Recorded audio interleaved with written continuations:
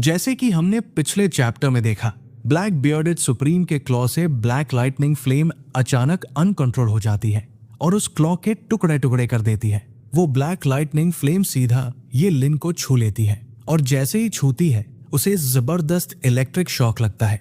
ये लिन वहीं पर बेहोश हो जाता है और चैप्टर 737 की शुरुआत में वो धीरे धीरे नीचे गिरने लगता है, जैसे वो जमीन से टकराने ही वाला होता है। तो तभी उसका सीनियर ब्रदर वू किंग्क्यू हवा में छलांग लगाकर उसे पकड़ लेता है। उधर मैजिक स्क्रीन पर ये सब देखकर यान मो अंदर ही अंदर मुस्कुराता है और सोचता है, ये झुओ फैन अभी तक वॉइड ट्रांसफॉर्मेशन रियल में भी नहीं पहुंचा, फिर भी कितना ऑसम है। उसने सबके सामने ग्रेट ब्लैक बियर्डेड सुप्रीम के डिफेंस को तोड़कर किसी को घायल कर दिया।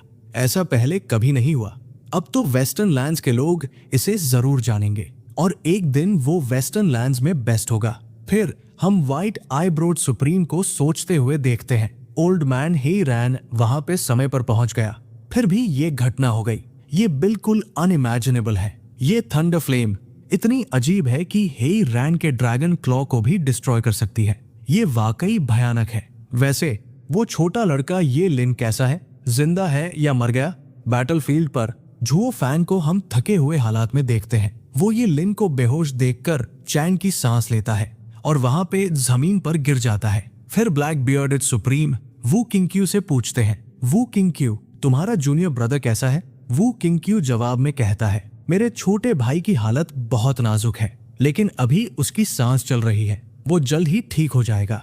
फिर ब्लैक बियर्डेड सुप्रीम झुओ फैन को देखते हैं और सोचते हैं, इसने मेरी आंखों के सामने अपने अपोनेंट को हरा दिया।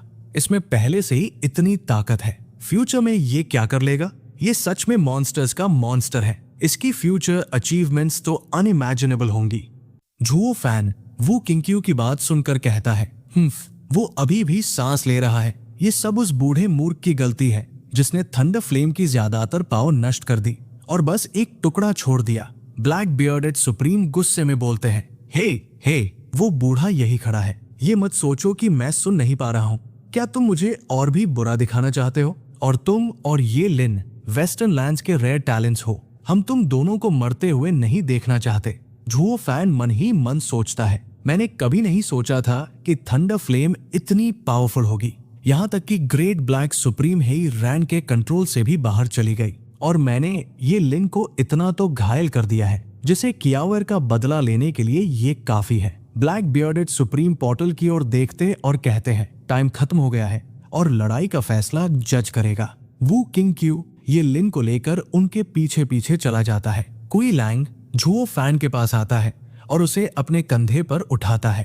तभी क्यूआई चांगलोंग झुओ फैन को उसकी रिंग दिखाकर कहता है, स्टुअर्ट झुओ, जैसे आपने कहा था, हमने आपके स्पिरिचुअल बीस्ट को रिंग में डाल दिया है। झुओ फैन रिंग को हाथ में लेकर देखता है और मुट्ठी बंद कर लेता है। वो और उसकी टीम वहां से चले जाते हैं। डैंग किंगशेन जो पेड़ के पीछे छुपा था कहता है, ग्रेट हे रैन के सामने किसी को घायल करना, तुम इतिहास में पहले इंसान हो जिसने ये किया है। ये कहकर वो वहां से चला जाता है। डबल ड्रैगन गैदरिंग के मंच पर लोग खुशी से चिल्लाने लगते हैं और कुछ लोग खुश होकर कहते हैं, ये लड़ाई तो अमेजिंग थी, अनप्रेडिक्टेबल फाइट।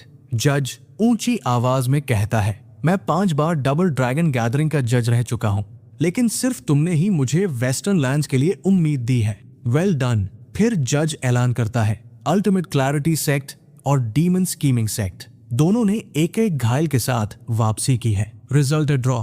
लेकिन वू किंग्क्यू बीच में बोलता है, नहीं, जीत या हार ये लिन और झुओ फैन की लड़ाई पर निर्भर है। ये लिन हार चुका है तो अल्टीमेट क्लैरिटी सेक्ट भी हार गया। जज पूछता है, क्या तुम्हारे एल्डर्स इसे मंजूर करेंगे? वू किंग्क्यू कहता है, अल्टीमेट क्लैरिटी सेक्ट कभी फेम या वेल्थ के पीछे नहीं भागता। हार तो हार है, रास्ता मोड़ना हमारी टीचिंग्स के अगेंस्ट है। जज फैसला सुनाने ही वाला होता है कि झुओ फैन रुकने को कहता है, नहीं, हम टॉप पोजीशन नहीं ले सकते। वू किंग्क्यू हैरानी से कहता है, ब्रदर झुओ, ये जीत का इनाम है। झुओ फैन जवाब देता है, ब्रदर वू, ये टीम बैटल थी, 10 के अगेंस्ट 10। ये लिन और मेरी लड़ाई सिर्फ एक लड़ाई थी, बाकी हमारे डिसाइपल्स लड़ ही नहीं सकते। ये टीम की हार है। मैं भले ही अच्छा इंसान हूँ, लेकिन मैं अपने काम में बिल्कुल साफ हूँ। मैं अपनी योग्यता से ज्यादा नहीं लेता। मैं इसे स्वीकार नहीं कर सकता, नहीं तो मैं इसे चैरिटी के रूप में समझूंगा और ये आपका अपमान से अधिक कुछ नहीं होगा। इस बात को सुनकर वू किंगक्यू हैरान हो जाता है और रिस्पेक्ट से कहता है, ब्रदर झू, आप डिमोनिक कल्टिवेटर हो सकते हो, लेकिन सच्चाई में आप जेंटलमैन हो। झुओ फैन मुस्कुराकर कहता है, मैं जेंटलमैन नहीं, प्राउड विलन हूँ।